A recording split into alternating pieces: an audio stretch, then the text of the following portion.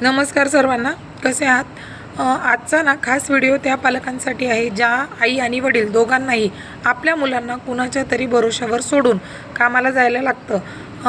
आपण ज्यांच्या भरोशावर आपली मुलं टाकत आहोत ना, तर एकदा ह्या गोष्टीची खात्री करून घ्या की ती लोकं तेवढ्या विश्वासाची आहेत का.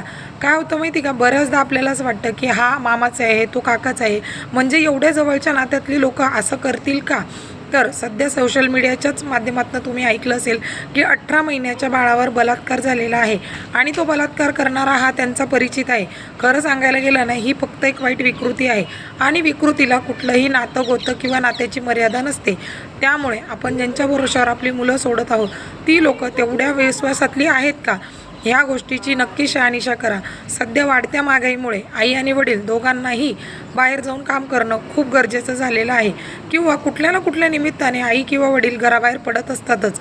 पण अशा वेळेमध्ये आपण आपली मुलं शक्य असेल तर सोबत ठेवू शकतोय का, आणि नसेल तर घरून काही काम करता येते का, असा प्रयत्न करा. कदाचित आहे ना, थोड्या अडचणींना तोंड द्यावं लागेल, पण आपल्या मुलांची सुरक्षितता ही खरंच खूप महत्त्वाची जबाबदारी झालेली आहे. कारण बरेच जण म्हणतात की मुलींना सुरक्षिततेसाठी सेल्फ डिफेन्स शिकवा किंवा त्यांना गुड टच बॅड टच शिकवा. पण सध्या तुम्हाला माहिती आहे की अक्षरशः 18 महिन्याचं बाळ म्हणजे 1.5 वर्षाच्या मुलीवर 18 वर्षाच्या मुलाने बलात्कार केलेला आहे. आता तुम्हीच सांगा की त्या 18 महिन्याच्या बाळाला काय गुड टच बॅड टच करणार आहे किंवा त्या 18 वर्षाच्या मुलाचा काय विरोध करू शकणार आहेत. त्यात अशा परिस्थितीमध्ये ना फक्त एकच गोष्ट उपयोगात पडू शकते, ती म्हणजे की विकृती ओळखणं.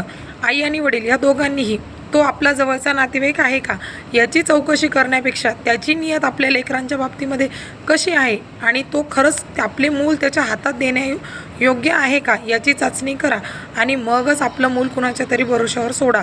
अन्यथा आहे ना, 4 पैसे कमी कमवा पण आपल्या लेकरांची काळजी घ्या, कारण की आपल्यासाठी सगळ्यात मोठी संपत्ती ही आपली लेकरं आहेत.